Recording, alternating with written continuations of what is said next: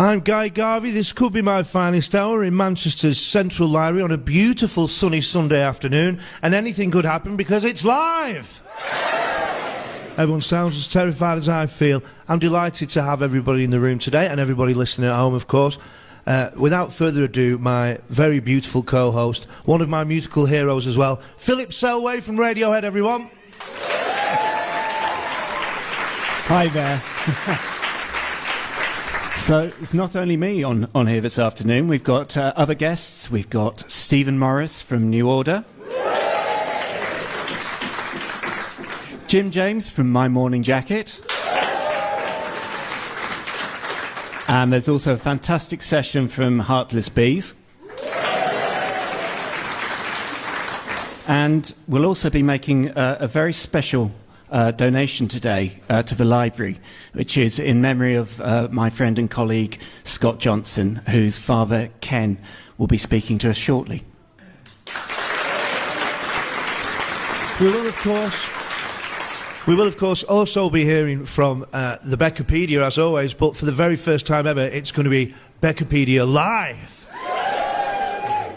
But now we're going to hear from a band that Philip just told me that you bought this single when you were 13, is that right?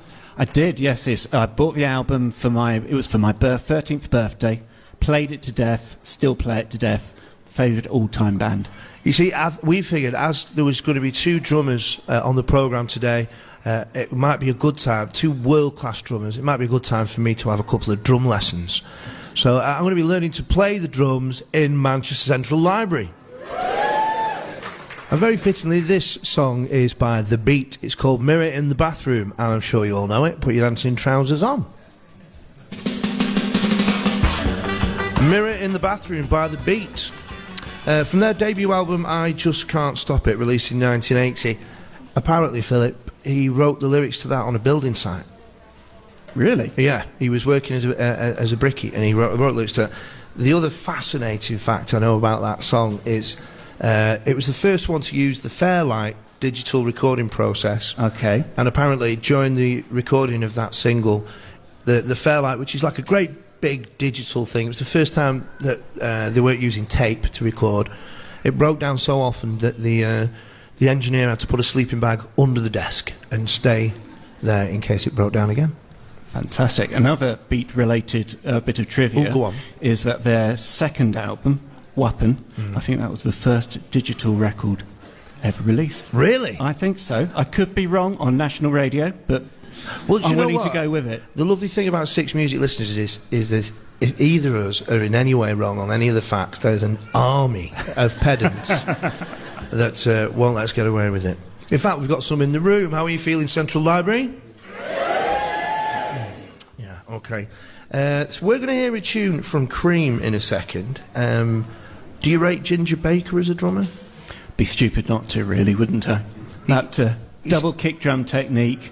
Yeah. And he had all those kind of jazz chops, really. You know, he has a bit of a rep as well, doesn't he? So I've heard. There's a documentary which neither of us have seen called Beware of Mr. Baker, which is about how he's quite difficult to handle as a person.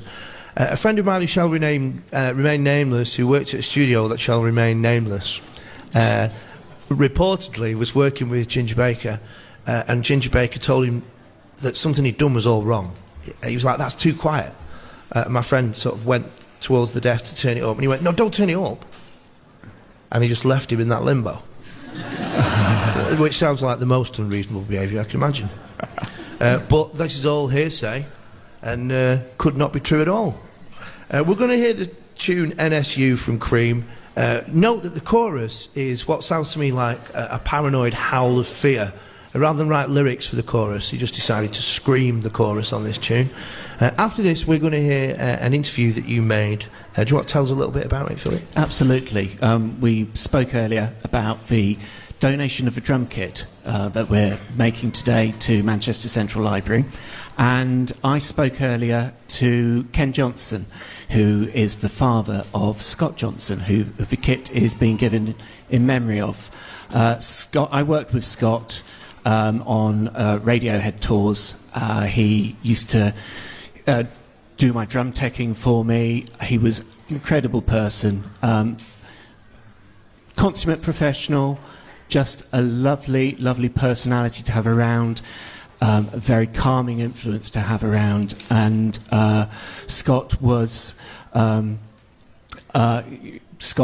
passed away in an accident that we had in Toronto on a Radiohead show, and from that there was a very large outpouring of love towards Scott, and a very popular man. Absolutely.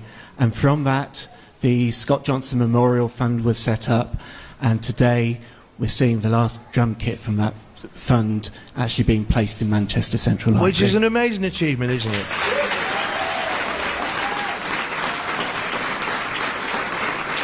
Yeah, a fitting dedication and a lovely reason for a drum kit to be donated to the City of Manchester by Scott's Fund.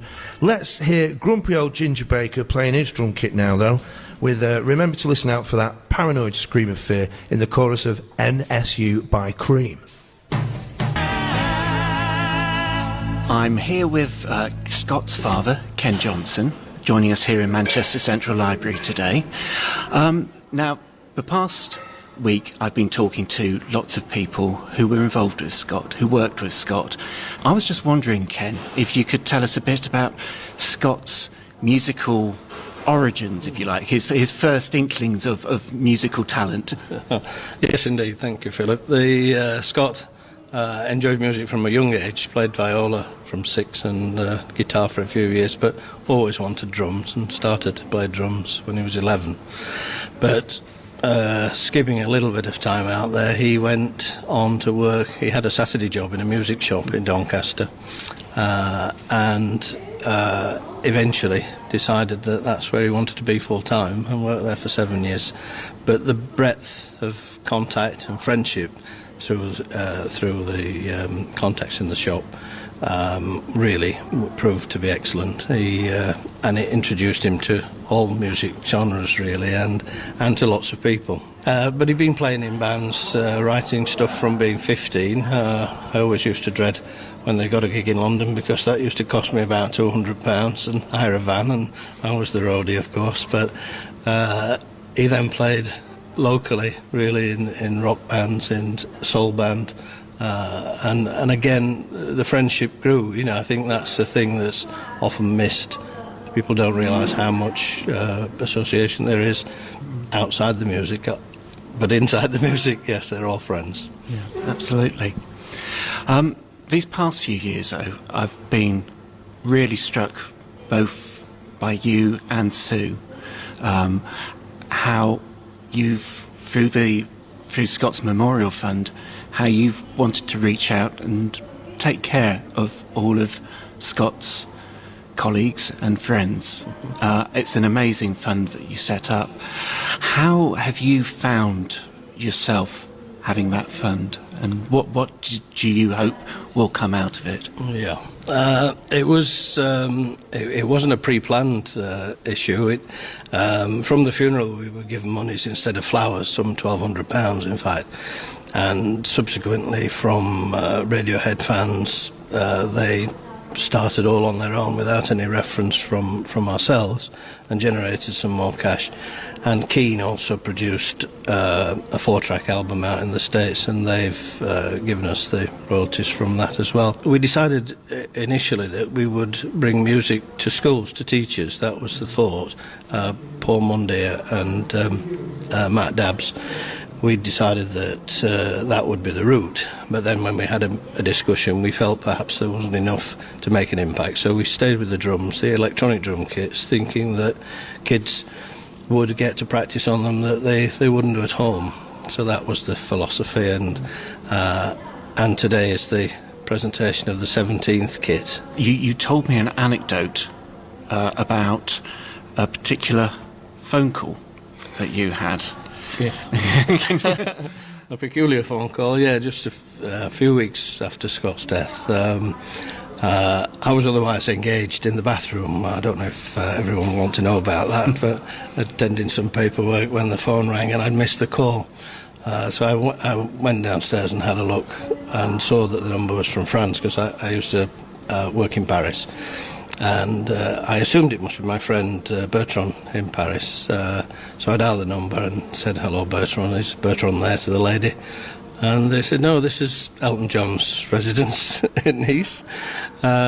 Just a minute, we'll give him a shout." And Elton came on the phone and shared privately. He wanted to express the camaraderie and friendship between crew and band, and how close they were as a family. I wasn't much good at the time because I was in tears all the time, but it was so kind, and so he didn't know Scott, he never worked with Scott, but he went to the trouble to find my home number and gave us a call and had some time. Yeah, it's very good. So, thank you, Ken. This next track that we've got coming up is a track by Scott Walker. And I remember a conversation I had with Sue where she was saying that Scott was named after the great man Scott Walker himself. So this is a track by him. This is Boy Child.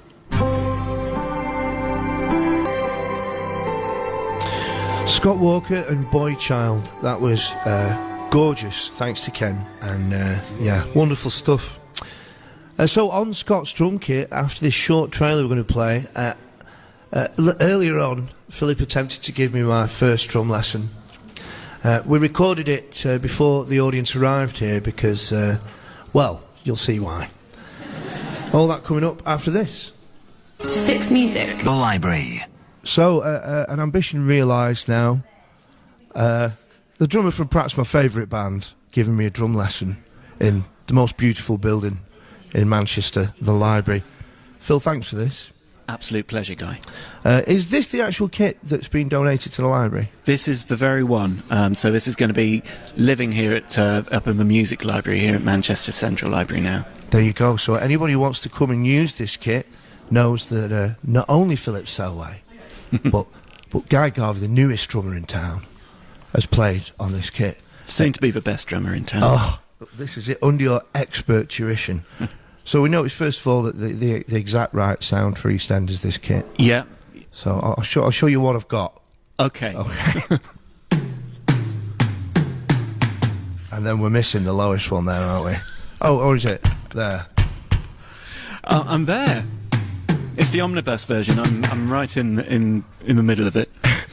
In Wolford, is it? Wolford, is it? Yeah. Okay, so what song are you going to teach me? So this is harking back to '97 of OK Computer, and it's going to be Karma Police. First of all, thank you very much for the song you've chosen. It's a lot simpler than the one that Stephen Morris is going to teach me in a wee bit. Yeah, I think he's deliberately chosen something really difficult for me. Where do I start then, Phil? Okay, so how much... I mean, you've spent a lot of time in the studio. You must have got behind Richard Jupp's kit from time to time. Yeah, not when he's been there, but yeah, down the years. And I know roughly, I think, what to do. Yeah. How's my grip, first of all? Let's have a look. Yeah, that's very good. It's very relaxed. You've got, your fingers wrapped around the sticks, and look at that. Very, very good rebound off the drums as well. So this is a really good start. Excellent. Okay, so this is a very simple pattern to Karma Police. It's 4/4. So you're just going... Now that needs to be a closed hi-hat, is it? Closed hi-hat on there. And how often so it's just... That's it, so you're just keeping that going. 1 and 2 and 3 and 4. Perfect.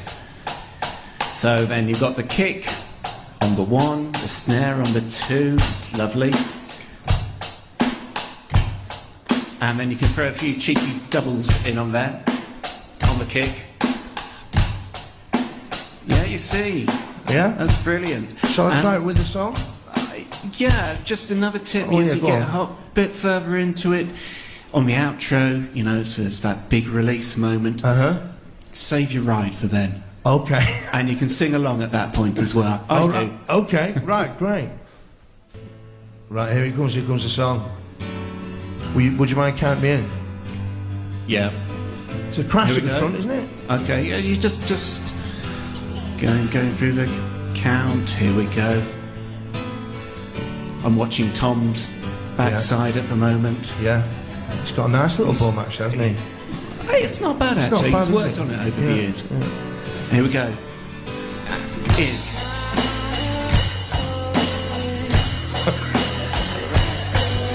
Yeah. That's it, guy. Yeah?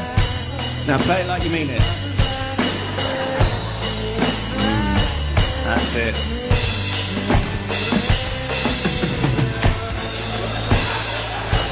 It's not quite what I normally play, No. but I like it. It's Do you find rough interpretation. It's good. Do you find a lot of your students get overexcited?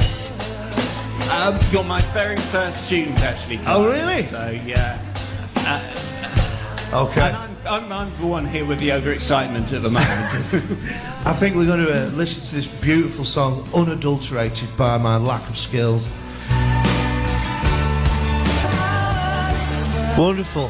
Al Phillips Band there, Radiohead, doing their thing. We're going to go to the news now, after which we're going to... Amazing, wasn't it, Philip? Oh, absolutely incredible. Fantastic. Bookshop folk. We're not really bookshop folk today. The next song's called Bookshop Folk. I mean, it's kind of a bookshop, but full of free books, free for all. The best way. My granddad used to bring me past this library, and he used to point at it and he'd say, "You own every book in there. Don't let them take it off you." He used to say that to all his grandchildren, and I've never forgotten it. And it's very important that we do, isn't it, everyone? So this is not a shush and peek into your book kind of a place. This is not a please don't make too much noise kind of a place. It's a laptop welcome, interactive, new experience with events like this happening all the time. And there's a members scheme started. There's a library. I'll get the details. Oh, it's here in front of me. Love Manchester Central Library, it's called. If you go to www.manchesterlibrarytrust.org, you can become a member, and some of the benefits are dinner with Philip from Radiohead. What? All right, no, maybe So not. you get a free dinner. Yep. No such thing. No, you get invited to special events. You get a tour around the archive, the new archive system downstairs. Got some real hidden treasures here at Manchester Central Library. And you'll get the heads up on things like this before everyone else will. There's a fee involved, but it means that they can keep the library open on a Sunday, which is at an extra cost at the moment. We all know the score. There's limited resources for this thing. So become a member and do your bit, I think I'm going to say that. So this is Bookshop Folk by the Climbers. Do you know anything about these guys? I don't actually, Guy.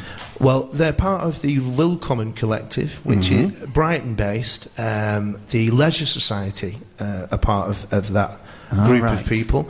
They all get together and share their skills with one another. It's a beautiful song. It's called Bookshop Folk. It's by the Climbers. I hope you enjoy it, Philip. This is what I love about this show. Take a little bit of knowledge away each time. Ah, there you go. Hey, let's hear it. That was Geek USA by Smashing Pumpkins. Now, Guy's just popped out for a moment, so he's left me here on the stage, but he hasn't left me alone. I'm here with somebody, I actually have to say, the band I'm in Radiohead. It's very difficult to genuinely impress my bandmates, such as the way in bands. But the other day, when I mentioned that I'd be talking to our next guest, there was hushed awe. I felt I'd achieved something at long, long last. And the hushed awe was completely warranted. It's for this man. This is Stephen Morris from New Order.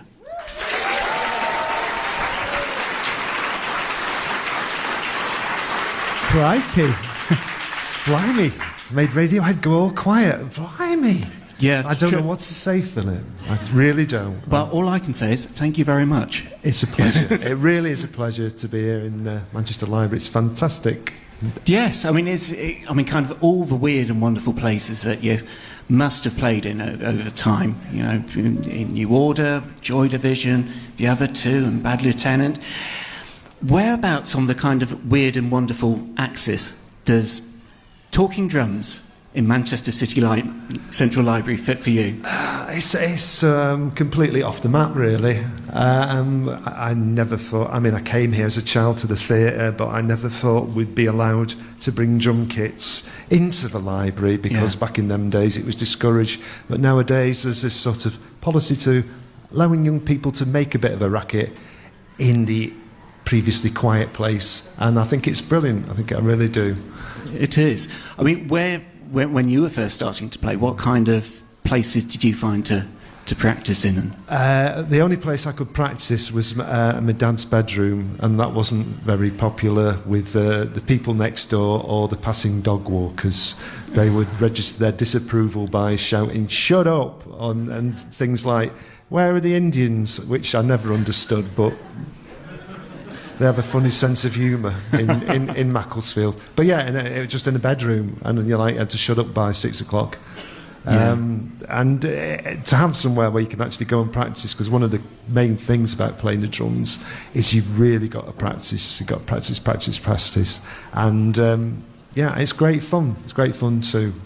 If ever you're feeling a bit wound up, bashing on the drum kit, and you suddenly feel very relaxed and calm again, I find. It is. It's better than Zen. It's better than yoga. It's drumming. It's drumming. Yes, we should start a course for people to relax by hitting these things. Yeah. So you're just coming up in a couple of weeks to releasing a New Order album. That's correct. Music Complete. Yes. And I was just wondering, you've been, like myself, you've been doing this for quite a while now. Doing it a while, yes. Do you find that your approach to drumming, to making music, do you feel that there's something that is very identifiable to when you first started doing it? With this album, I think we tried unconsciously to kind of get back to that kind of spirit of the sort of early New Order, really. Which kind of came in full circle, seeing young bands who said, I think New Order were one of my big influences, and then sort of listening to them and taking something from them, it made us kind of, and me particularly, think about what we did when we started and get enthusiastic again about making music, because it's dead easy to get blasé, I find. Yeah, no, it is true, and the fact that you take that on board and you challenge yourselves again, don't you? Yeah, you've got to push yourself, really, and I think we have on this record. Hopefully, people will like it. I mean, because all you can do is make the best record you can, and some people will love it, some people will hate it, and then hopefully the lovers outweigh the haters. Absolutely. Well, every time in your case, I should imagine. So we have a song coming up from the record. It's a single at the moment, and this is called Restless. Restless, yeah. That was the new song by New Order. That was Restless. Thank you very much to Stephen. So we're all around our heroes today. I'm feeling quite special. Jim James from My Morning Jacket's just walked in. I don't think I can take any more. It just keeps coming and coming and coming. It's like the show that keeps giving, isn't it? It's like a magic day, Philip. It is. A magic day. We're going to hear the first tune I ever heard from My Morning Jacket, It Beats For You. We're going to hear that tune in a minute after this next trailer, and then we're going to meet the man that wrote it. Jim James is here. Everyone in Central Library still feeling okay? Yeah. Okay, looking good too. After this. BBC 6 Music. Radio 6 Music. Libraries, I think, of How long have Radiohead been together? We're just shy, about 6 months shy of 30 years now. You see, this is... So if you imagine... Wow. What about you? Have you sort of noticed any life changes affecting the way that you work, Philip? Well, dietary. Burger and chips works for me every time, I'm afraid. So I think that's the caveman diet, isn't it? But yeah, I mean, all of those things. I think you just want to stay open to all of those influences in your life. If you have a very narrow experience of your life, it's going to reflect in your music, isn't it? It's not going to have any richness to it. The documentary I mentioned before, I didn't explain why I mentioned that. There was an engineer from Abbey Road Studios that said if any of the three Beatles got together towards the end of their life as a band, if any three got together, then the work ethic was as hard-working as ever, as enthusiastic, it had the same momentum. But if all four Beatles got together, there was a spirit of lethargy, just an immovable spirit of lethargy in the room. This is sort of saying that at Elbow in the last few years we've experienced having different days off each. And that's really helped us write in a new way and really helped it sort of come alive and stuff. I'm taking notes here, Guy. Well, you could do, there's 5 of you, isn't there? 5, yeah, we wouldn't miss one. So you can have a day off a week each. It works numerically. Own it and love it and cherish it forever. Thank you very much for talking to us, Jim. Thanks. James, everyone. Thanks.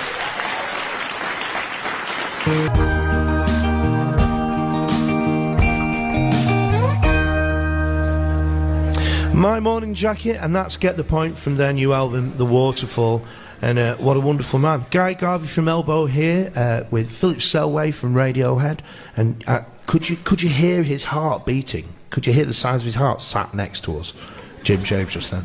It was very, very reassuring, actually. Wasn't it? Yeah. Powerful aura and presence.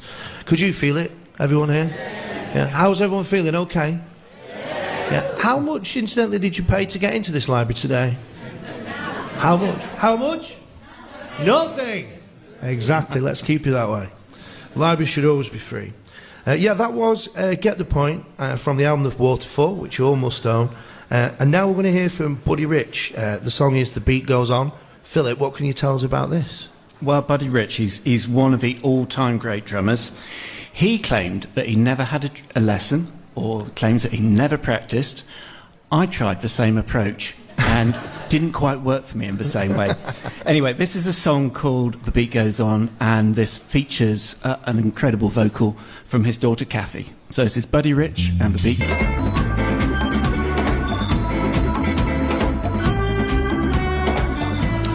Santana and Soul Sacrifice. Memphis Tom says, loving the live show, thanks for making this Sunday special. Ah, that's nice, isn't it? Jen Hamilton says, great to hear Heartless Bees on the show. Saw them play at Colston Hall. That's in Bristol. Rosina Breen says, smart idea, glorious radio. We'll take it, yeah, brilliant. And Jill Fogden says, never thought they'd allow drumming in the library. Glad they did. I think that deserves a round of applause. Yeah. So we just heard "Soul Sacrifice" by Santana, made famous by their allegedly peyote fueled performance of the song. They all thought they were playing later that night at the Woodstock Festival in 1969, and believing that they were on later, they took a load of peyote cactus and then was like, oh, you're on in 5 minutes, lads. So when they were doing Soul Sacrifice and the drum solo went on for 10 minutes, you can have a look at them and be left in no doubt as to their mind and its altered state. That made me want to be a drummer, believe it or not. And the first band I was in was because I lied to some of my schoolmates about being a drummer that had a kit. So a very important sort of early drum heartthrob for me, that, Philip. You've tried to teach me since then. Early on in the programme, Philip tried to teach me how to play the drums. I'm going to get another lesson in a bit off Stephen Morris from New Order. Aren't I a lucky boy, basically, is all I was going to say. Learning from the best. Learning from the best. You see, Mike Shreve, Phil Selway, Steve Morris. It's time now, though, for, as always, for the first time ever live, it's time to hear from that silky voiced genius, that mystery musical history girl, although not really that much of a mystery to everyone looking at her in this room. Ladies and gentlemen, the be-pedia. Hello. Now then. So, tell us who you've chosen for the be-pedia this week. Okay, I've chosen The Police playing Regatta de Blanc, which is the title track of the album by the same name.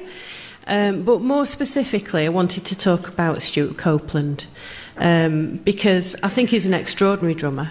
I think he's a very confusing drummer to a lot of people who study his technique. They're not quite sure what's going on. But I also find his backstory very interesting. So, Stuart Copeland, tell us his backstory. Where did he grow up? Okay, he was born in the US, but he actually grew up in the Middle East because his dad was formerly a jazz musician turned CIA operative who helped set the CIA up in the Middle East. Extraordinary. So he became what he describes as a Diplo brat.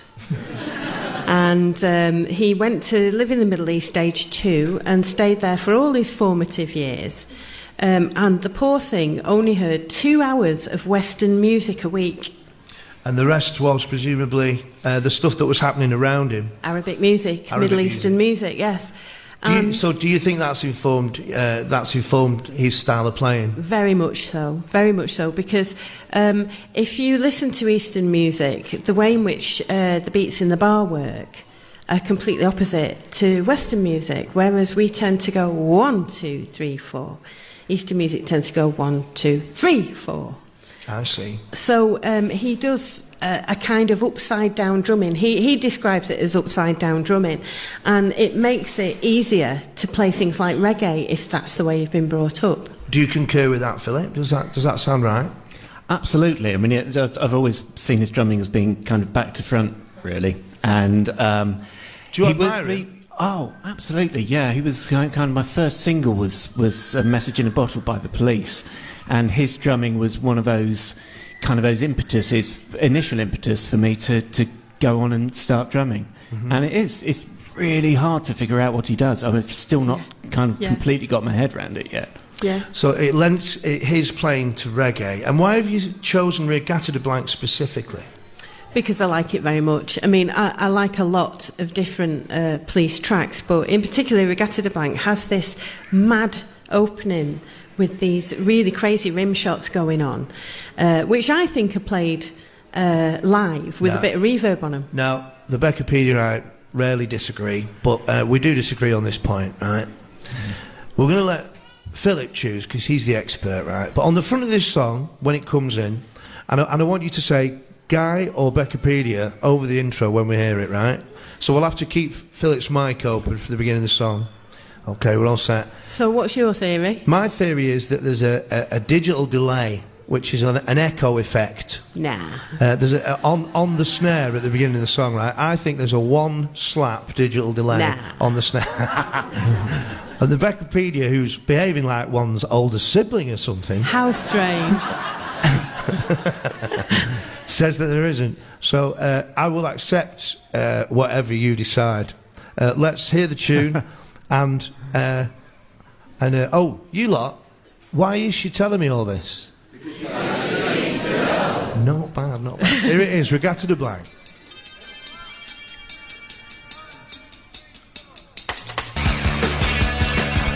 Oh, how was your weekend? Yeah, it was all right, thanks. What did you do? Oh, I helped donate a drum kit to a library, and then I had a drumming lesson off 2 of my heroes. What did you do? Smug mode.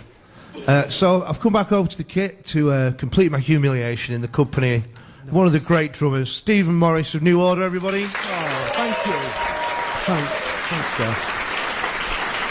All right, so set me up. How can you help me? Are you ready for this? How's my posture? Yeah, well, that's the first thing you've got to go over. You get yourself posture, address the drum kit correctly. Hello, drum kit. That's it, yeah. Get to know each other. Yeah. Relax, lean into it. Yeah, Right. okay. Okay, now the pattern I'm going to try and... Well, I will be teaching you. I'm not going to try. I will teach you. I like this confidence. I'm soaking it in. Oh. Pardon? Who was that? know. We're going to... I will teach you how to play ceremony because it's easy. Okay. It has to be easy because I can do it. If I can do it, anybody can. Basically, you can count to 4. Right? Yeah. 4 on the kick drum. Uh-huh. Right, you do that. That's basically keep up that. Okay. Go like the clappers on the hi-hat. That's a technical term. Oh, no, you need keep it. Close them. Foot down. And 4 at the same time. Right, you got... Yeah, get in there. 2. Can I have some more of the drum kit in my headphones, Not please? the best snare sound in the world. But we're working on it. Yeah. Should we have a go with the track? Let's have a go with the track. I'm buzzed. Yeah, you can do it. I'm not going to say that you were better than Philip Selway, but you were better than Philip Selway. Thank you. That'll teach you to come down on Beck's side. Oh, well, here we go. We're off.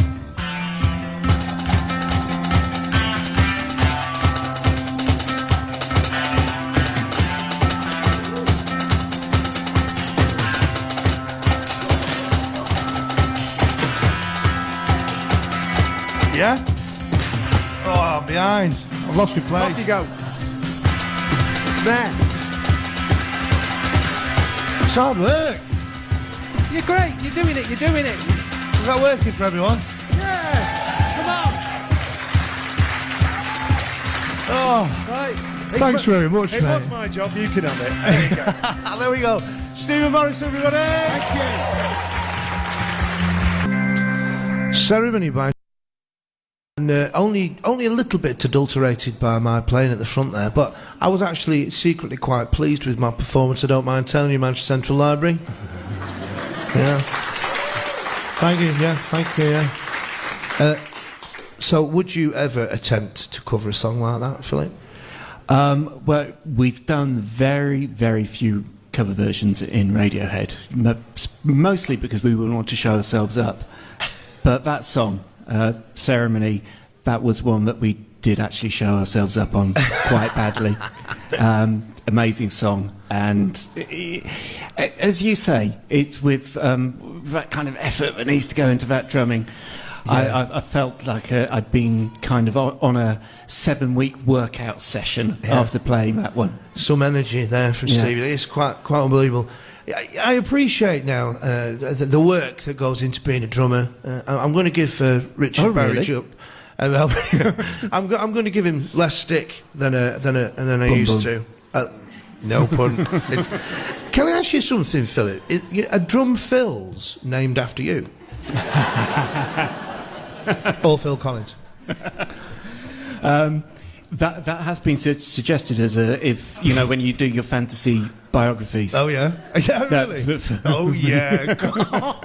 So I love autobiography titles. All right, so one of the cats from Spandau Ballet did an autobiography. What was it called? Come on, audience. No, it wasn't Gold. It was the other one. Yes, true. Who got it? Put your hand up. You're a genius. There you go. I have on my gloomy Eeyore days. Yeah. My one that I'd go for would be even my initials are an afterthought. Have a thing. Oh God. Yeah. Right, brilliant. Send in your autobiography titles or suggestions, actually. In fact, let's have autobiography title suggestions for 6 music presenters. You can include Philip Selway in that if you like. And while I'm here, Philip, can I thank you very much for looking after the finest hour in my absence over the last couple of months. Hasn't it been amazing, everybody? Thank you, Dad. Thanks also to Pauline Black and to Green Gartside, who've also been amazing. They were fantastic. Let's hear it for them as well. And it's nice to be back in such a nice fashion. Beautiful. Thank you, lot, have all turned up. We're going to hear from Prince and the Revolution in a minute. Are you a fan of the tambourine as one of the bits of your apparatus? It's an essential part of your traps, really. Is it? Do Yes. you use like all the bells on your tambourine, or do you tape some up, or does it vary? I've got a collection of tambourines, Really? actually. So, select it according to... I like it. To mood and temperament. Well, let's talk about this further while everyone else listens to Prince and the Revolution. I think it's a euphemism in this song. What do you think? I think the Sex Dwarf is trying to tell us something on this one. We'll hear Prince and the Revolution talk about his tambourine after this. 6 music. Thank you very much, Central Library, for coming in and supporting us today. Thank you, everyone. Thank you to the amazing Philip Selway. Thanks to all our guests today, Stephen Morris, to the Heartless Bees, and of course to Jimmy James as well. Thanks everybody, and of course the wonderful be-pedia, please, everyone.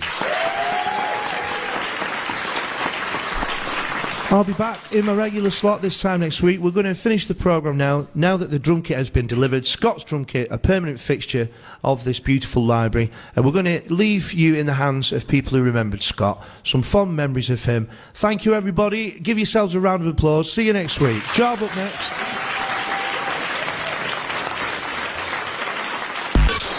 Six Music. I'm here with Clive Deemer of Portishead, Ronnie Size, Robert Plant fame, and Radiohead, who's been my co-drummer in Radiohead for the past few years. We toured extensively in 2012 together, and through that tour we both got to know Scott Johnson very well. I was just wondering, Clive, if you can remember your first encounters with Scott and how that felt, you know, Scott coming along and taking care of us. Yeah, absolutely. He was, as I recall, he came to one of the rehearsals at the stage when we were working out technical production issues for the forthcoming tour. You know, he was so enthusiastic and so positive. I mean, the first and obvious thing that for any drummer doing a tour is when your drum tech meets you.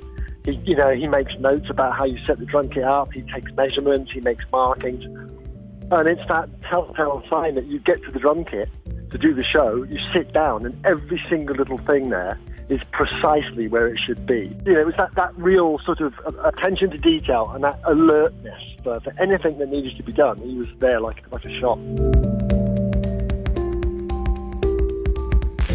Six Music. Live from Manchester Central Library. BBC Radio 6 Music. Guy Garvey's finest hour.